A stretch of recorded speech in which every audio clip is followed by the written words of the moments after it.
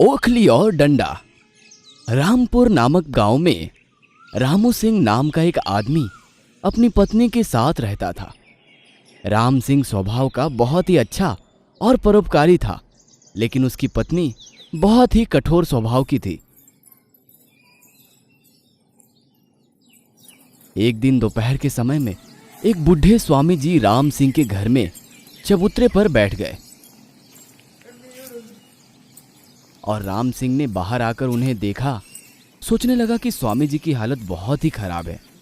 राम सिंह को स्वामी जी पर दया आया और उसने कहा, स्वामी जी, कृपया करके आप यहाँ आराम कर लीजिए और यहीं भोजन खाकर बाद में आप जहाँ जाना चाहते हैं जा सकते हैं। इस तरह कहकर स्वामी जी को घर के अंदर आह्वान किया और उन्हें स्नान करने को कहा। जी सुनती हो सुभद्रा, स्वामी जी के भोजन का प्रबंध करो और उन्हें स्नान करने के लिए पानी वगैरह का भी प्रबंध करना। मैं अभी बाजार होकर आता हूं।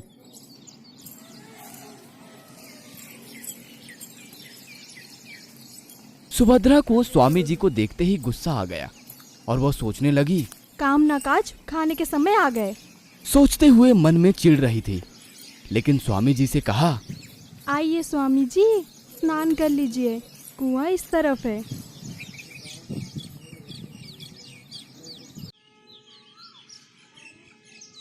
इतने में स्वामी जी स्नान करके लौटते हैं और सुभद्रा को देखकर आश्चर्यचकित हो जाते हैं।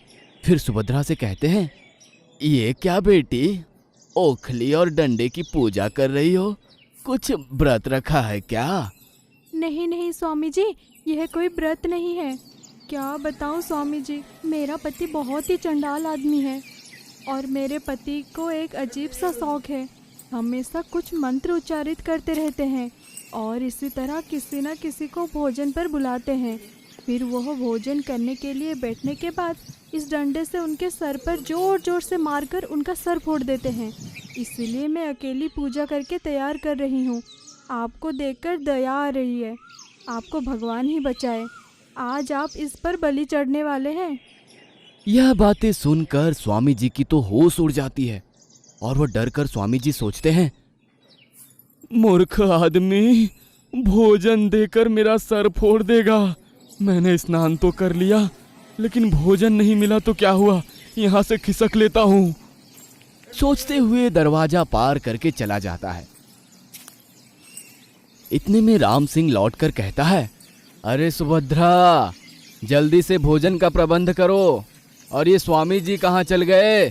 क्या कहूँ जी, मैं ओखली में कूट रही थी जब स्वामी जी ने कहा यह ओखली और डंडा बहुत अच्छा है, इसलिए ओखली और डंडा उन्हें देने को कहा। ये क्या बात हुई? आपको भोजन चाहिए तो भोजन खा लीजिए और यहाँ से जाइए, लेकिन मैं ओखली नहीं दे सकती और वह यहाँ से चले गए।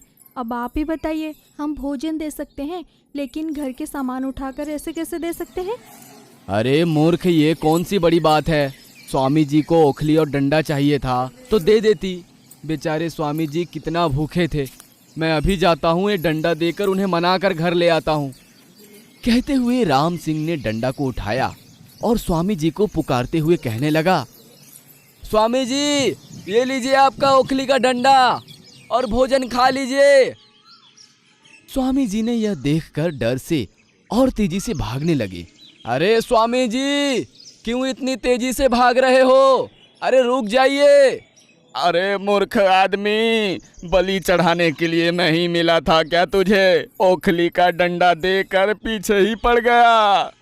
कहते हुए और तेजी से भागने लगा और उसके पीछे राम सिंह भी ओखली का डंडा लेकर भागने लगा। सीख, झूठ को सच मान लेने से इस तरह की आपदाएं आती है। अगर आपको हमारी कहानी पसंद आई तो हमारे चैनल को लाइक और सब्सक्राइब जरूर कीजिएगा। धन्यवाद। बाल काटने वाला बंदर। श्यामपुर नामक गांव में रोहन नाम का एक नाई रहता था। रोहन का गांव में एक छोटा सा हेयर सैलून का शॉप था। रोहन रोज लोगों का हेयर कटिंग करता था। एक दिन की बात है, रोहन अपनी शॉप में हेयर कटिंग कर रहा था। साहब जी, कैसा हेयर कटिंग काटना है? भाई एकदम हनी सिंह की तरह काटना, एकदम हीरो लगना चाहिए, हीरो। रोहन कटिंग करने लगता है। यह सब पास में ही एक पेड़ में बैठा हुआ बंदर सब देख रहा होता है। वह बंदर रोज रोहन के शॉप के सामने बैठता और उसे कटिंग करते हुए देखता। एक दिन की बात है, जब रोहन कटिंग कर रहा था तब वह बंदर उसे देख रहा था। तभी रोहन ने उसे बुलाया। आओ आओ। वह बंदर रोहन के पास आता है। क्या हुआ साहब, आपने मुझे बुलाया? बंदर को बात करते हुए देख रोहन हैरान हो जाता है। अरे, यह बंदर तो बात करता है। हाँ साहब, मैं बात कर सकता हूँ और बहुत सारे काम भी कर सकता हूँ। अच्छा, तुम एक काम करो, तो मेरे शॉप में आओ, यहाँ पर काम करना, मैं तुम्हें खाना दूंगा और रहने के लिए घर दूंगा। बंदर तुरंत मान जाता है और शॉप में काम करने लगता है। वह रोहन के छोटे मोटे काम में हाथ बटाने लगता है। कटिंग करते समय पानी का जरूरत होता है तो पानी ला कर देता, कैंची का जरूरत होता तो ला कर देता। ऐसे रोहन के काम में हाथ बटाता है। दिन भर में बंदर रोहन को लोगों का हेयर स्टाइल करते हुए देखता है। किसी का शेविंग करते हुए देखता है तो किसी का हेयर कटिंग करते हुए देखता है। शाम को बंदर रोहन से कहता है, साहब, मैंने दिन भर में बहुत कुछ सीख लिया है, अब मैं भी हेयर कटिंग करूंगा। अभी तुम नए हो, कुछ दिन और सीख जाओ, उसके बाद तुम काम करना। फिर शाम को दोनों घर चले जाते हैं। रोहन की पत्नी रोहन के साथ बंदर देखकर हैरान हो जाती है और कहती है, ये क्या जी, आप कहाँ से ये बंदर उठा के ले आए हो? यह कोई ऐसा वैसा बंदर नहीं है, ये बंदर बहुत गुणी है। हाँ मैडम, साहब जी सही कह रहे हैं, मैं बहुत ही तेज दिमाग का हूँ। रोहन की पत्नी बंदर को बात करते देख हैरान हो जाती है और सोचती है, इससे मैं अपने घर का काम कराऊंगी। औरतों को बस काम ना करने का बहाना चाहिए। घर में खाली पीली दिन भर बैठी रहती हो और ऊपर से तुम्हें काम करने के लिए बंदर भी चाहिए। यह बंदर मेरे काम में हाथ बटाने के लिए है, तुम्हारे लिए नहीं है। रोहन की पत्नी गुस्से में मुंह फुलाकर वहाँ से चली जाती है। सुनो जी, खाना बन गया है, आके बैठ जाओ। रोहन खाना खाने बैठता है और रोहन की पत्नी उसको खाना लेकर देती है। वह बंदर भी वहीं पर बैठा रहता है। अरे, ये भी ना गुस्से में नमक डालना ही भूल गई है। अरे बंदर, जाकर नमक लाना तो। जी साहब जी। बंदर नमक लाने जाता है और शक्कर की बर्तन लेके आ जाता है। अरे बंदर, ये नमक नहीं है, शक्कर है। तुझे नमक और शक्कर में अंतर दिखाई नहीं देता क्या?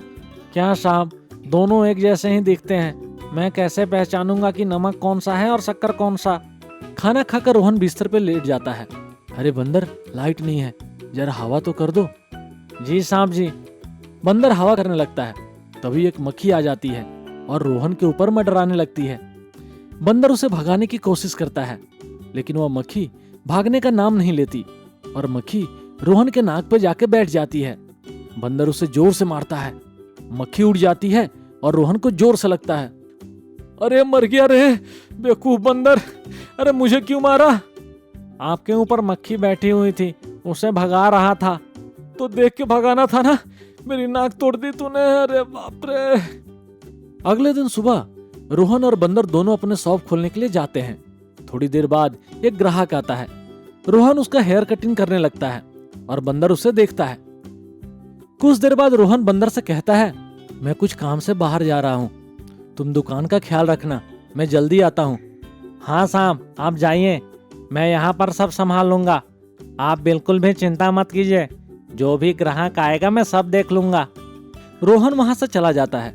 कुछ समय के बाद एक ग्राहक शेविंग करवाने के लिए आता है और शॉप के बाहर से चिल्लाता है, कहाँ हो भाई?